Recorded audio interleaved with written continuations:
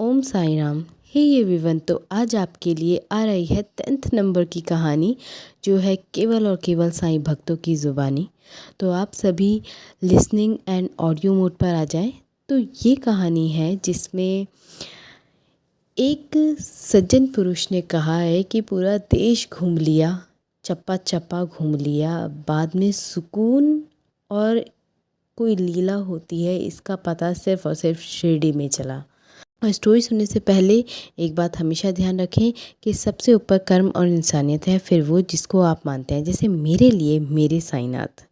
आपने ओम कौन है? साईनंद है। कमेंट करके ज़रूर रहने वाला मैं बताएं। उत्तर प्रदेश ओम जिला साई राम। लखनऊ का हूँ। जय साई राम। बाबा की लीला के विषय में आप बताना चाहूँगा कि मेरी उम्र इस वक्त 79 रनिंग कर रही है और मैं वहाँ सुना करता था, कभी मंदिरों में रहता था, आश्रमों में रहता था, लेकिन पूर्वजन के संस्कार की वजह से हमें कुछ बाबा की लीलाएं पढ़ने को मिली और बाबा ने मुझे, कई बार मैं बीमार पड़ा लेकिन बाबा का नाम लेने से मैं स्वस्थ हो गया, निरोग हो गया। हमें बाबा कुछ किताबें पढ़ने की हिंदी मिल गई, ऐसे पीड़ा थे।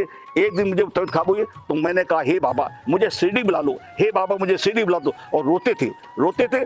अचानक मेरा रेल मंत्रालय के किले के द्वारा मुझे पास मिला और हम आज भी, मुझे याद है, 21 नंबर बर्थ पे बैठ करके मैं मनमाड आया।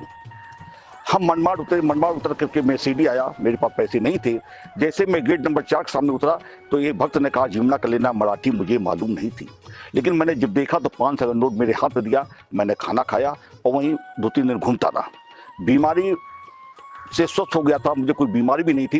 बाबा पर में इतनी कृपा मेरे ऊपर है, इतनी कृपा है, ना मेरे पास सिद्धि है, ना जादू टोना है, ना मैं गड़ा बताता हूँ, ना मैं पानी बरसाता हूँ, ना मैं लगन करवाता हूँ।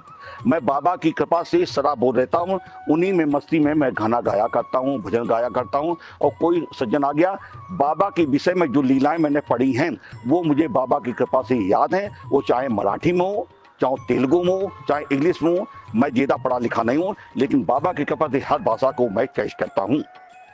रुई गांव में पहुंचने का है कि मैं भक्ति निवास में रुका हुआ था। हमने 3 दिन हो गया, हम बोले आप जाइए स्वामी जी इधर से।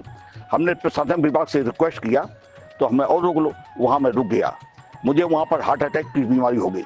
फिर मैंने बाबा को याद किया, किसी तरह मैं स्वस्थ होकर के और यहाँ रुई गाँव पहुँचा। गाँव वालों मुझे कोऑपरेट किया, बोले स्वामी जी आप कहीं मत जाइए, आपको कोई असुविधा नहीं होगी। आज 6 साल 12 महीना मुझे हो चुके हैं। इस गांव में हम किसी के दरवाजे में नहीं जाते हैं, हम किसी की चाय नहीं मांगते हैं, लेकिन बाबा ने कहा है साईं चैत के, अब अध्याय तो मुझे याद नहीं है, लेकिन उन्होंने कहा है कि दुनिया वालों से रोटी के टुकड़े मत मांगो, हम तुम्हें बैठे की चपाती देंगे। आज 6 साल 12 महीना हो गए, 79 साल की उम्र है और VIP कोटे में रहता था, तब मुझे सुख सुविधा नहीं थी। आज अच्छा कपड़ा पहनता हूँ, अच्छा खाना खाता हूँ। खाने के मामले में केवल 50 ग्राम रोटी खाता हूँ। तो जो मैं बाबा की लीला पढ़ता हूँ बता देता हूँ। और आज मैं बाबा की प्रार्थना करता हूँ कि सबको सुखी रखो, सबको निरोग रखो। और मुझे जानकारी मिली है 1836 से 1835 में गंगागीर महाराज इस रुई गांव में आए थे। गेट के सामने एक मारुति मंदिर है। वो मारुति मंदिर की फोटो हाथ पे आशीर्वाद दे रहे। गंगागीर महाराज ने वहाँ 7 दिन कीर्तन किया। गंगागीर महाराज ने कहा कि नहीं, हम रुई गांव में कीर्तन करेंगे, सीढ़ी में हम कीर्तन नहीं कर सकते क्योंकि वहाँ बहुत बड़ा सुप्रीम पावर है। अपने विषय में बताना चाहूँगा कि जैसा मैं पढ़ा करता हूँ, आप लोगों ने नरसिम्हा स्वामी का नाम सुना होगा, जो कोयम्बतूर के रहने वाले थे। उन्होंने अंग्रेजी में बोला है, हिंदी में बोलता है कि don't forget God of Sai Baba for ignore my physically mentally all problem have been solve you remember to anywhere any time. मतलब हमें किसी भी स्थिति में कहीं भी आप मुझे याद करेंगे, हमें किसी भी स्थिति में मुझे कहीं भी याद करेंगे, हम पलक झपकते ही आपकी मदद करेंगे। और किसी प्रकार की शंका हो, हर शंका के समाधान के लिए, चाहे वो भौतिक हो, चाहे वो दैविक हो, चाहे वो कैसी बीमारी हो, सबका निदान मेरी उदी, मेरी भभूति है। उसका सेवन करो, आपका कल्याण हो। और बाबा ने जो अपने 11 वचन कहे, जो अर्जुन से कृष्ण ने कहा कि मामेकम शरणम ब्रज, हे अर्जुन मेरी शरण में आ जाओ। इसी तरह बाबा ने अपने 11 वचनों में कहा है कि मेरी शरण में आ जाओ, तुम्हारा हम सब कुछ सही कर देंगे, केवल तुम साईं साईं कहो।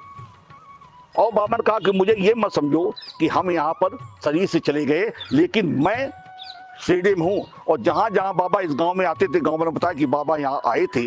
आने के बाद एक बगल में खंडोवा मंदिर है, आप अभी देखेंगे।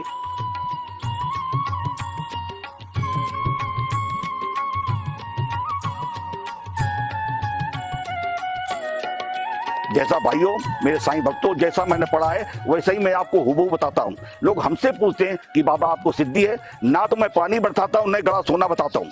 सीधा कोई पूछता हूँ तो सीढ़ी तब इंगित कर देता हूँ, वहां चले जाओ, सबके सांसा, राजा के राजा, महाराज धीराज, उनसे अपनी प्रार्थना करो, आप ठीक हो जाओगे। ये जो मेरे दाहिने हाथ पे देख रहे जो धुनी है, गांव वाले बताते हैं यहाँ नीम का पेड़ था, वो नीम का बहुत पुराना पेड़ था, वो सूख गया तो गांव वालों ने कटवा दिया, उसके जगह धुनी बना दी गई। और मैं आप सभी से निवेदन करता हूँ कि तुरंत सिलाइन लो और तुरंत फायदा लो, लेग लपेट की बात नहीं। बाबा कहते माथे में दर्द हो रहा तो माथे में मलहम लगाओ और तुम्हारा फायदा होगा।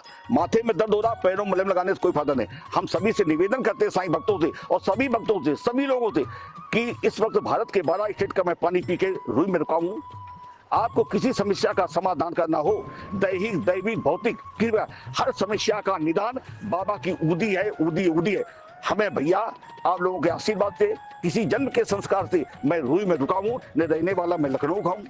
और मैं दुनिया घूमी, आप कहेंगे दुनिया कहाँ घूमी, कलकत्ता से लेकर गुजरात, शिमला लेकर दक्षिण भारत, जहां गए कहीं कुछ होगा, जहां कहीं गए कुछ होगा, लेकिन कहीं कुछ नहीं। लेकिन अपना पर्सनल एक्सपीरियंस है कि जिस दरगाह में, जिस मंदिर में जाने से आपके शरीर के रुएं सतर हो जाए और कोई रोमांच हो जाए, समझ लेना यहाँ कुछ मैग्नेट ऊर्जा है। सबसे बड़ा बात यह है कि मैं ऐसी जगह रहने वाला है जिसके नाक में गुस्सा रहती है, लेकिन सीढ़ी में आकर के हमें बाबा ने भेड़ बना दिया।